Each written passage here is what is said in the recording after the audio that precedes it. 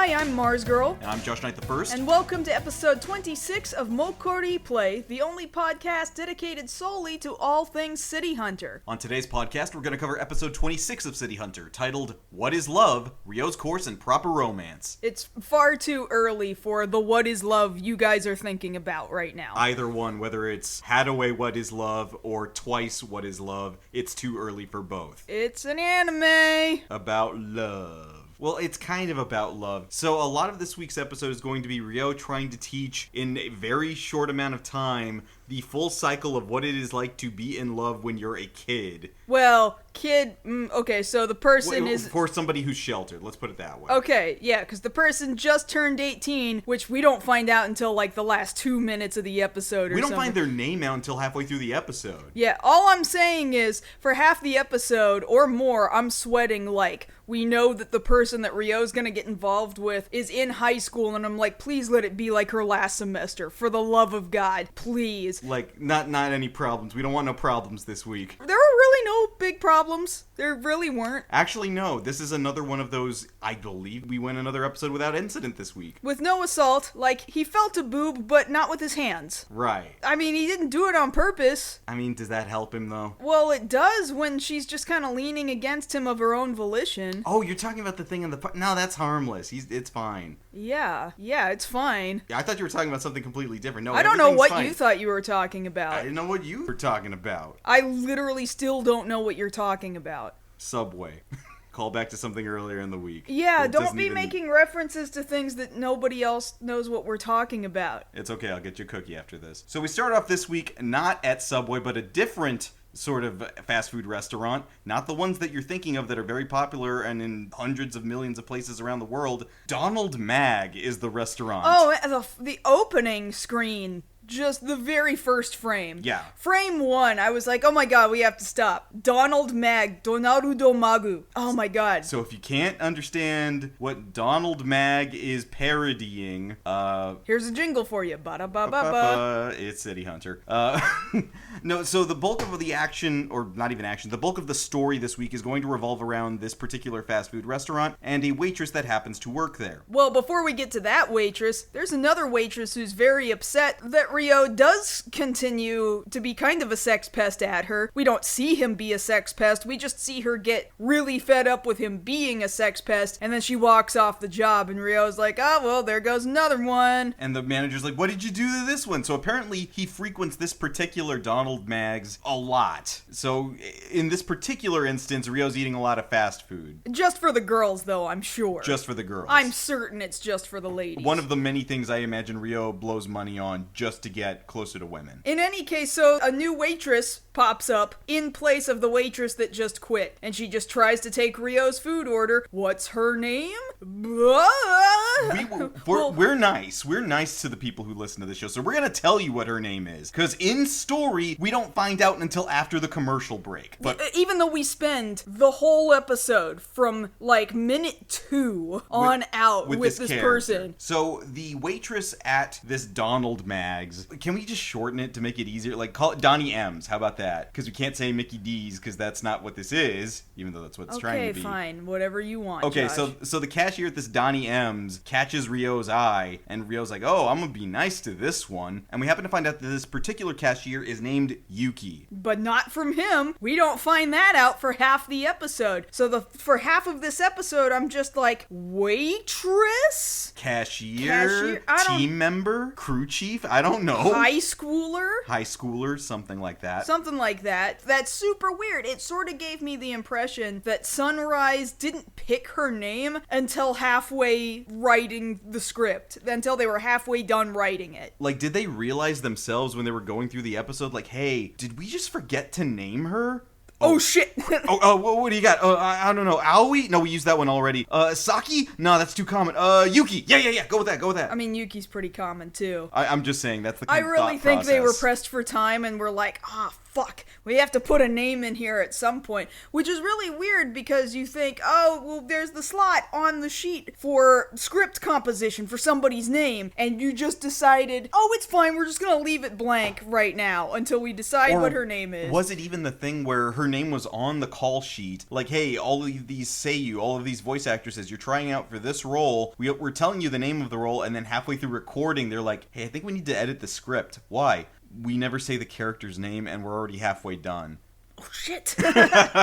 It's entirely possible. I think that's what happened. Because suddenly you get to the second half of the episode, and they're just dropping her name every 2 seconds, and it feels like they're making up for lost time. It really does. Totally. Like, I fully believe that's what happened. Yeah. So while Ryo's making friends with this cashier, across town, Kaori is taking a meeting with a Mr. Minagawa over at a coffee shop, and the man is very loud and very belligerent towards Kaori in trying to offer this job to City Hunter. So this particular job is that he wants to hire a bodyguard for his daughter to keep boys away from her, because she's been very sheltered her whole life, and he is very happy with that, and he'd like to keep things that way. He's not super thrilled that she even wanted to get a job. Yes, and for some reason recently, she'd started asking him, hey, I'd like to get a part-time job, which made him default to, she's trying to see boys, we can't have that. Or even just, I don't like her independence, that scares me. Yes. But the boys hanging out with her does not make him happy either, because... Yeah, it's a big problem for this guy. Apparently she gets hit on all the time, which unfortunately is all too common for young women in any workplace environment. Well, yeah, especially, if you're there at a retail job, there's not a lot you can do with your customers anyway. Like, you can't walk away. You're stuck there. You're trapped. I've had that experience before. It was awful. I've seen that experience happen being in retail for as long as I have. Don't do that. Don't do it. Just don't do it. Basically, don't be Ryo. Yeah, don't be Ryo. Don't hit on somebody while they're on the clock. He's the main character, but please don't actually be him. Yeah, like, we think it's funny because it's not real. Okay? Right. When it's real, it's not funny. Yes, exactly. So Ryo walks into the meeting just as Mr. Minagawa is handing over the photo. Okay, this is what my daughter looks like. And Ryo says, oh, that's the girl I was just hitting on. And he's like, you were hitting on my daughter? Like, this dude looks like he's about to have an aneurysm. Well, he's even seen Ryo do it, too. He said, oh, I just saw the guy earlier today. He's looking like some sort of a maniac up on my daughter. On top of that, the dad has been spying on the daughter, as we find out. He's constantly driving by the restaurant, checking up on her like, she talking to boys? We can't have that. And it's like, dude, relax. Do you have a job? You must have a job. You've got money. Is he early retired? Maybe he's early retired. Maybe that's what it is. I don't know. Super rich, early retired. I don't know. Get a different hobby, yo. Pachinko. Something. Well, either way, he goes ahead and agrees to letting Ryo go ahead and protect her, even though it's probably against his best interests, but he does it anyway. And in very short order, Ryo finds himself taking Yuki to and from work. They seem to have developed a friendship very quickly, and we see that Yuki's personality is very cheerful, but not very deep. She's not dumb, necessarily. She's just sheltered. She hasn't had a lot of real-world experience. Well, I think she gets to like people very quickly, but it's not the same kind of like that other people think liking each other is. So, for example, like, Ryo's kinda sorta hitting on her in the car, and she says back to him, oh, I like you too, and that gets Ryo all flustered, but really, she doesn't mean, like, she has feelings for him. Not romantically. Yeah, she doesn't have feelings for him. She's just like, well, everybody's my friend. Everybody's always my friend. And based off that, she'd make a great Twitch streamer. Pretty early for that, though. Yeah. Pretty early for that. It'll be a while before she asks for likes and subscribes. Mm-hmm. But Ryo, in seeing that she needs some development and needs it pretty quick since she's already 18, he decides to put this gigantic plan into motion to very quickly teach her about the outside world. So he asks her out on a date, which she agrees to. So they meet up, this was great here, they meet up the next day outside of a shop called Bobson's Donuts. I love Bobson's. Oh, what a great name. Like, Bobson's. forget Krispy Kreme, alright? Forget Dunkin'. When are we going down to Bobson's, Josh? Well, I'm knocking down the Randy's Donuts and the Yum Yums out here, and I'm putting up a bunch of Bobson's franchises. Yeah, but whatever happened to his competition, Jimathan Papajonius? Oh, that's pizza. Jobson versus Jimathan. Fake name of the year contest. So Kaori this whole time is very suspicious, spying on Ryo and Yuki, and she sees them out there. Ryo tells her, well, we're on a date. Look around at all the couples out here in Shinjuku, see how they're acting, and you do the same thing. And so she does things like locking arms with him, laying her head on his shoulder. And this is what I was saying about, like, Ryo feels her boob, but it's because her boob is just against his arm. He didn't do anything. Yeah, that's not a grope. No, that's what I'm telling you. Like, he didn't do anything wrong. No, he really didn't. Now, before they went on the date, Kaori was asking Ryo, why are you even doing this with her? I don't see the point to it. Which I have to agree, like, when she's getting mad at him, he's trying to protect her and be her bodyguard, and Kaori's mad, like, you're supposed to protect her, not date her. And at this point, I'm actually in agreement with her, because most of the time I'm like, well, lots of consensual things happen with Ryo all the time, and she gets mad, and we're like, Kaori, you don't have a relationship with him. So in those cases, I'm like, that doesn't make sense what you're asking, Kaori, but this time, I thought it made sense for her to ask. But at the same time, I can kind of see where Ryo is at least coming from, in that she needs to learn how to protect herself from things that will happen to her in life, which are things her dad just seemingly doesn't want to deal with. Which sounds like a half-truth, but also Ryo just wants to have a date. Like, both of those things sound true at the same time. That is entirely possible. It sounds like half bullshit, and I think Kaori suspects that as well. Which is why she's spying on them. She's spying on them, and she's like got sunglasses on, like, hold on, let me follow them around while she's clinging to his arm, and then they go to the park and she's hiding in the bushes. Before they go to the park, Ryo almost gets himself hit by Kaori because they happen to be walking there in Shinjuku, which again has a very,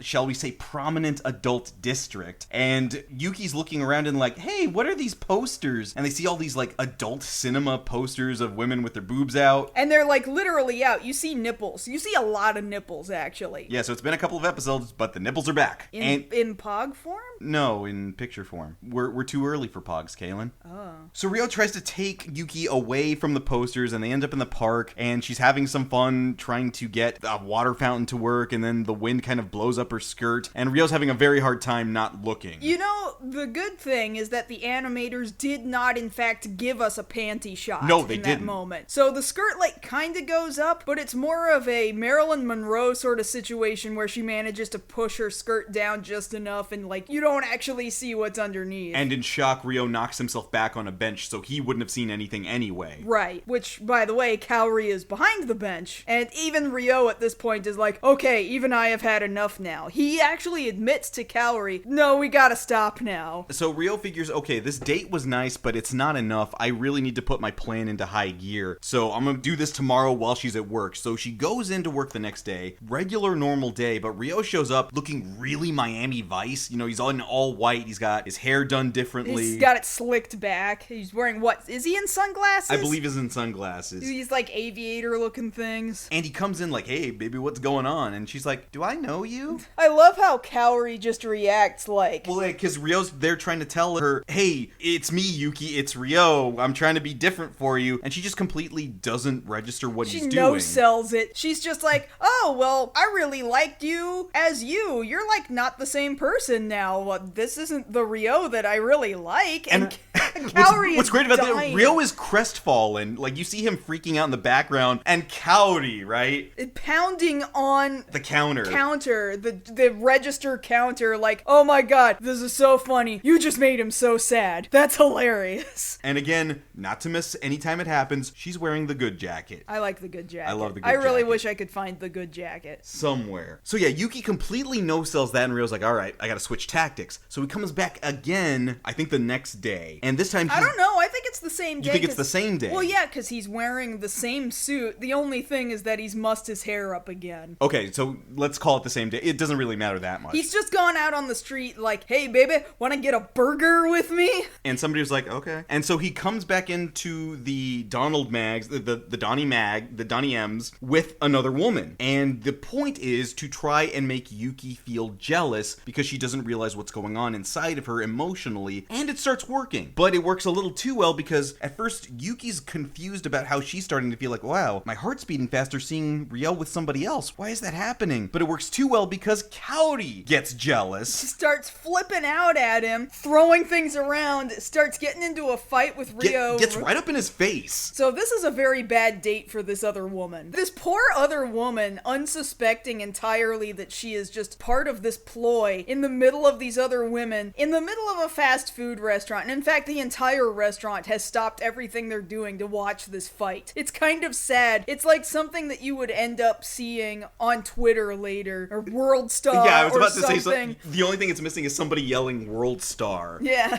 And Kaori's just there up in his face like, why are you doing this? Don't you know Yuki's here? How come you're here with somebody else? And Ryo's like, Kaori, what the hell? Why are you being so jealous right now? I'm actually working the case. And he straight up asks her, why are you acting so jealous? Yeah. And she doesn't respond to that because that's the halfway cut. That's the commercial break. And we don't get a direct answer. We also still don't know that Yuki's name is Yuki yet. Don't worry, we're getting to that. So right after the commercial break, we see that Ryo has ended up inside of Yuki's dreams, and he's basically there as the love interest that she doesn't realize she's actually desiring. She wakes up in a frenzy like, oh! She just thinks she's sick, just like a normal-ish kind of sick, but that it's related to Ryo somehow. And her dad comes in like, oh my god, are you okay? And she's like, I think I'm sick. I think it's Ryo's fault. And he's like, oh no, I know what this is. Oh no. Runs downstairs and just falls to the ground, and it's a big mess. He reminds me of the dad from 10 Things I Hate About You. Oh, That's kinda. basically how he's acting. Kinda. So on top of that, when Ryo comes to take her to work the next day, he's there trying to talk, but the air is very weird between the two of them. Like, he even tries to touch her shoulder. Ryo tries to touch her shoulder, yeah. And then gets shocked back, so you was shocked this week. Well,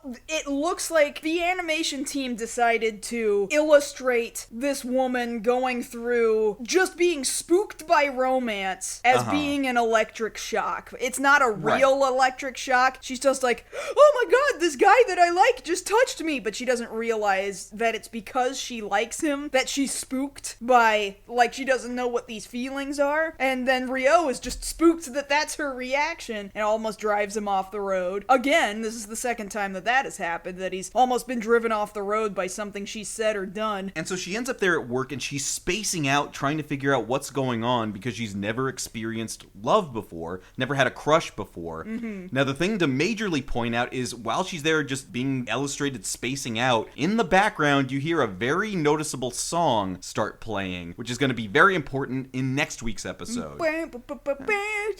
Yeah, it's kind of this, how do you describe the kind of music it is? It's high tempo. It's not 80s sounding necessarily, but it's yes, very... it is. Yes, it is. But it's rock. It kind of sounds like, who did Heart of Rock and Roll? That was Huey Lewis. Was that Huey Lewis? It sounds a little like Heart of Rock and Roll. Okay, but so maybe Huey Lewis then. Yeah, I think it's a little Huey Lewis sounding. But that becomes the opening to the TV series in the very next episode. So we're gonna, next episode, move away. This episode was the last time we heard Love Don't Leave Me. Ayokianaide. Right. And the next episode, we're going to hear Go Go Heaven. Go Go Heaven. And so Go Go Heaven has already been introduced right here, right now, playing in the background of this burger restaurant. Just in the background over the loudspeakers, like, almost like a tease, like, it's coming. Yeah, It's so gonna they're be our kind of next intro. soft launching the new opening here in the Yeah. show, which I think that's a good idea that a show does that. That Yeah. way you're not completely shocked next week. In fact, if I'm not mistaken, from this point on, that song just plays in places when they're out and about. Like, they'll go to a theme park, and at the theme park, Actually, if I remember correctly, when we get to City Hunter 2, we get a different opening, but Go Go Heaven still plays as an insert just like this, where you hear it softly playing in the background. Just like, Yeah. they keep it around quite a bit. They do. Surprisingly, it's not as noticeable as, like, Get Wild or Aoki and I It is not one of my favorite songs, and yet it makes me want to do the thing with the 50s dancers. It makes you want to do the twist. The twist. Basically, it's the twist, yeah, but really high energy. High energy, high speed. Boom, beep, fists back and forth in front of your body like that. But we'll talk more about that in next week's episode when we actually get to see the animation that goes with it. So Kaori comes into the Donnie M's wearing an outfit that makes her look like she works at Nerve headquarters. I don't think it looks so much like Nerve headquarters so much as she works at an actual McDonald's. No, because they would have her in like dress pants and the polo. Yeah, these days, not No, 1987. She looks like she could swap places with Maya there at the head of Nerve headquarters, warning about a tight blue pattern. Okay, Josh, I don't really agree, but okay. We'll try to remember to put up a screenshot so you guys can make your own decision. She says. But Coyote's like, hey, what's going on, Yuki? You are you sick? Are you all right? And she's like, I think I am. Can we go talk about this? And so they go into the back, right? Meanwhile, over the loudspeaker, you can still hear while all of them wanna go. I just wanna go. And you can see all of the men in the restaurant have huddled around the door trying to eavesdrop on this conversation. Because they all still have a crush on Yuki. Because everybody decided Yuki is just this gorgeous girl who works at this restaurant, and now they're all concerned. Oh my god, oh, there is something wrong with Yuki. Oh my god, is she sick? Oh my god, Ryo gave it to her? What was it? Was it a foot fungus? Like athlete's foot? Was it a cold? What was it? Like, and it's the worst game of telephone ever where Ryo shows up like, hey, what's going on here? And everybody's like, you gave Yuki-chan a disease! I'm just You monster! I'm shocked that they didn't jump straight to like, oh my god, he slept with her and he gave her an STD. How could you have done this to this beautiful, pure, innocent woman? I'm shocked they did not go in that direction, but they're real close to it. Like, oh no, was it athlete's foot? I can't believe one guy is like, Ryo gave this girl athlete's foot. I can't believe it. Like, that was the first thing you thought of? God bless you, you poor innocent summer child. None of the things are true or accurate, though, and really, Kaori's description... She didn't help at all. ...was not of good description, so she has freaked this poor girl right the fuck out by saying, oh yes, it is a sickness, but it's an incurable one. It can't be cured by a doctor or a hot spring. And she just runs away crying like, oh my god, I'm sick because of Ryo and I can't be cured. Like, it's like she just got off of WebMD, whatever search came up, whatever search results she got, she's like, oh no, I have it. And then she just goes... She went to Kaori MD. Kaori MD. And it was the worst answer possible. And Kaori comes out and tells Ryo, like, well, yeah, I told her that, you know, she had a love sickness and that it was incurable. And Ryo's just like, huh? Well, I mean, I guess that's true, but now I gotta go fix this. And so the manager there, keep in mind here, Yuki is still on the clock, so she ran off without telling her manager, hey, I gotta go on break real quick. She just runs straight out the place. Right out the back door. And so manager really needs her to be there because I guess she attracts customers, and she's like, everybody, stop what you're doing, go find Yuki-chan, free burgers to whoever finds her. And everybody goes running, and I don't know that it's totally motivated by love. I think it's motivated by hamburgers. Free hamburgers. Everybody wanted a Big Mags. A Big Mag. You keep adding an extra S. It's force of habit. You know what this place is trying to be. Yeah, but you don't call one Big Mac a Big Macs. No, but that's just how it happened coming out of my mouth. Okay, stop it. I can't. It's terminal. That's what she thinks the sickness is. Yuki thinks that her love sickness is terminal. Yeah, so she runs back to the park, and this is the funny part to me. She's thinking about everything going through her mind, like, oh my god, the way I feel is a sickness, and it's because of Ryo. And she starts remembering everything that's already happened in the episode, but in black and white. Well, it's more like sepia tone. Yeah, but even for sepia, it's toned down. It's kind of, you know, that orangey brown. It's just this side of monochrome. But yeah, it's somewhere in between sepia and monochrome. And she's just like, I remember when we were playing in the water fountain, and now I'm gonna die. Like, it was really extreme. Like, this poor girl, she's 18. To take a step back for a second, when was the first time you realized you were having feelings like that over a crush? 10? Yeah. Yeah, my first crush was like 10 years old. Yeah, I was like 8 when that happened. So this is how bad her dad's been sheltering her. Like, she should have had this experience in her life, formative experience 10 years prior. I was a 4th grader and I really thought I was gonna die because I could not get this guy to understand. It was bad. It was real stupid. Well, yeah, but that's the thing. Like, that's the way it usually manifests itself in, like, elementary school. Yeah. I imagine for most people that's how it goes. And this poor girl, she's having to figure this out while she's working at a fast food joint. Yeah, that's pretty sad. And then on top of that, you got your diagnosis from Cowdy MD. Yeah. From Web Cowdy. No, Cowrie MD sounds better. And Cowrie MD tells you it's terminal. But thankfully, Rio knows exactly what to do. This is all actually part of his plan. So he shows up there at the park being all suave like, hey, I heard you think you're sick. I'm here to heal you. Oh my God. Jesus Christ. Like, I already watched it, and you say it at me, and I'm just like, Jesus Christ. Like, Well, yeah, it's the way he said it. I know. And he's like, look into my eyes. I can't do it. No, look at me. Look at me with your special eyes. With your special terminal eyes. And she looks at Rio and she's like, my brand. My burando. And he's like, do you feel doki doki in your kokoro? That is Subarashi. And she's like, it is? I mean, honto ni?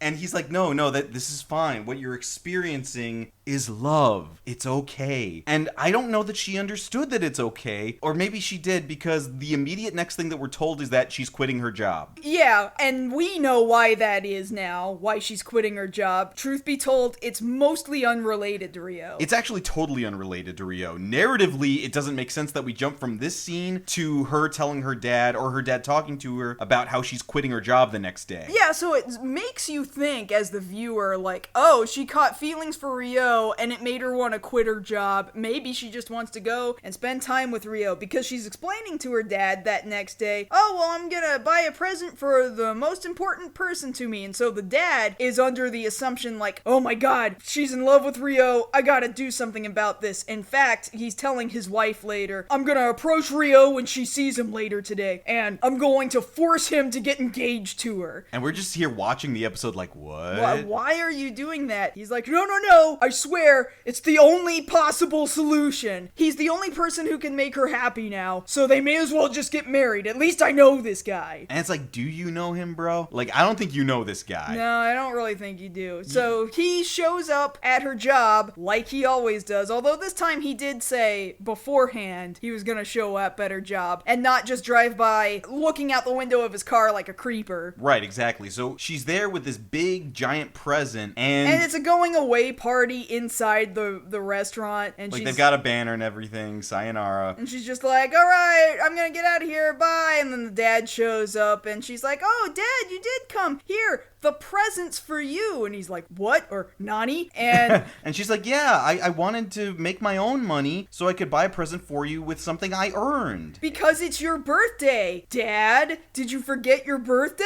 And he's just so shocked, like, well, no, I just didn't know what the hell was going on. Oh my God. Oh, I had the whole thing wrong. Oh, Jesus Christ. And then, he comes to the realization, oh, I can trust my daughter. Maybe I was being a little too extreme. And the wife's like, yeah, you're kind of being an asshole. And he's like, well, she just became 18 out of nowhere. She's still my little girl. That was the moment that we learned that she's 18 years old. And it has been like 20 some odd minutes already. And I'm just like, both of us were like, oh my God. Oh, thank God. I'm so glad she's 18, because this whole time we knew she was still in high school. And we were I was worried. like, oh please, don't let her be like 15. Oh God, please don't. Oh no. And so, yeah, everything is resolved there with her dad, and then Cowdy shows up and she asks, oh, Cowdy, where's Rio? And Cowdy tells Yuki, oh, about that. Rio had to return to his home planet. He died on the way there. He left the country. He might be gone a year or two.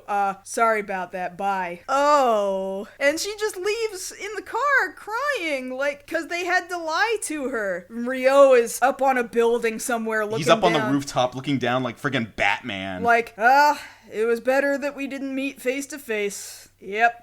Bye. Well, no, because it's the idea that he spouts out there is that this was the end of the plan. He wanted this to happen because he wanted her to know what a full first love, first crush feels like. And part of that experience is the heartbreak. And so having her experience that, the next time she feels love, he says it'll be for real. But for the time being, he'll remain in her heart, no matter what they say. Insert Phil Collins song here. Yeah. And Cowdy does kind of understand the logic behind what he's saying, but she still ribs him about it like, oh, you're just missing out on Mokkori because of this, right? And he's like, come on, I just try to be cool sometimes. And she's like, no, I'm kidding. So at that point, there she seems actually to be... seemed to be kind of playful with him there. Yeah, there's some kind of understanding. Yeah. And, that's where Get Wild starts playing. And it ends on that note where it's not exactly the most satisfying ending, but it could have been a lot worse. I mean, I didn't think it was bad. I thought it was a decently wrapped up scenario. I felt like, oh good, Rio didn't do anything hella awful. The girl was 18, thank God. Like, I felt relieved, honestly, by the time we got to the end of the whole thing. Yeah, and it's kind of the nitpicky thing of there's no action this week. None at all. Not But we had really, no. And there's no bad guys to speak of, in fact. Because the father has asked Rio to be a bodyguard, and he really didn't have to do any bodyguarding. Well, yeah, because this is the weird part about, I think, we were kind of hinting at it with talking about the writing of the episode where only halfway through do we find out Yuki's name. Mm-hmm. It's only after that halfway part where she goes into the employee break room that we find out that part of the reason the manager wants her there is because she attracts so many customers. Yeah. Like, that didn't get revealed until too late in the episode. I felt like a lot of the things about this episode's pacing were kind of funky. Like, you remember, especially the first half of the episode, it felt like things were just happening at breakneck speed. Mm-hmm. Maybe part of the problem was that they had more written in the episode, and maybe the parts where they say Yuki's name out loud got cut out. Maybe that's what it is, because it went straight from Rio's hitting on this girl at the burger store to now he's the bodyguard, suddenly he's at her door, suddenly they're at work, suddenly they're on a date, and those things were happening really, really fast. Like within a minute of each other. Yeah, so I just feel like, I don't know, they screwed up the writing of that episode somehow. Now, it managed to make it from point A to point B, it did it, but it kind of took a weird way there. Yeah, so if I had to be honest, if you never saw this episode of City Hunter, you missed literally nothing. True, and yet there were parts that I thought were fun and funny and even endearing, so I think if you just like City Hunter, it's not like this is a terrible episode, it's just that it feels like filler, maybe? Yeah, that's more what I mean about it. Now, you're not wrong, there are a lot of things to enjoy about the episodes, particularly Coyote's reactions this week, like her banging on the counter and laughter. Oh, or like when she approaches Rio after he's brought in this other woman off the street to eat a hamburger, and she comes up and she grabs him by the collar, and there's literally 1 to 2 frames. No, it's one frame. At best, yeah. At best, 2. Which we had to pause in order to read, and in katakana, it just says, Yeah, it's the sound of Coyote grabbing Rio's shirt collar and pulling him up. It's a comic booky looking sound effect that is written on screen for literally 1 frame, and you have to pause it even to be able to see it. To be able to understand that there's this extra like being grabbed by the neck. And that adds to the comedy, and you have to be looking for it because most eyes aren't fast enough to catch that, and we're just really obsessive about this show. Yeah, or that face that you're pointing out that Rio gets really happy about something at some point. Well, yeah, when Rio realizes that Yuki has fallen for him and she's run off, Coyote makes this deadpan-ass face. It's incredible. You can't describe it with audio, but it's very little detail on her face. It just looks like something... Very minimal. Something somebody drew in MS Paint. Just a couple of really flat lines on the eyes. She just looks so like, oh my god, this asshole. Just this guy. Just this fucking guy. Just 1 line per eye, 1 dot per eye, and then like a pointy nose and just a downturned mouth, and that's all the detail on her face. But it speaks volumes. And she's slunched, that's not a word. She's slouched over like, oh my god, she's so done. I'm so fed up with this guy. He's just such a turd. Oh my god. So there's good things to enjoy about the episode. It's not like it has nothing. It's just that it doesn't push a City Hunter narrative any farther. No, it doesn't. But thankfully, that's what next week's episode is for. Umibose is coming back! Yeah! And not only is he coming back, he's coming back for a 2-parter. Yeah! I've missed Umibozu, and Umibozu's just gonna progressively get more and more important from here. And that starts in the next episode. Yeah. So we're really looking forward to that. And that's where we mentioned before the brand new opening comes in with Go Go Heaven. We're humming it already. Yeah, so next week's episode we'll start off going over that new opening, and we're gonna get into the story about the little violin girl that Umibozu protects. Was it violin? Yes. It was violin. It was violin. I couldn't remember if it was like piano or flute or whatever. I think there's it a was. pianist later, but Okay. this one it's violin. Okay, it's violin. So it's a girl that he's got a crush on. He's not gonna end up with her. Sorry, spoilers. But it's... No, I don't think it's a... No, it's not a crush. It's not a crush. It sort of is. And Well, it sort of is. we'll go Whatever, over we it. need to talk about it later. We'll Yes. talk about it later. We'll get to it. So please do come back next time when we cover the 27th episode of the TV series, The Legend of Umibozu, Pure-Hearted Mysterious Benefactor, Part 1. And if you want to catch us outside this podcast, you can always find us both over on Twitter. I'm at JoshKnightFirst. And I'm at MarzGurl. Thank you all so much for listening to our 26th episode of MokkoriPlay. And if you don't come back next episode, I'm gonna booby trap a doorknob to electrocute Josh. Wait, what?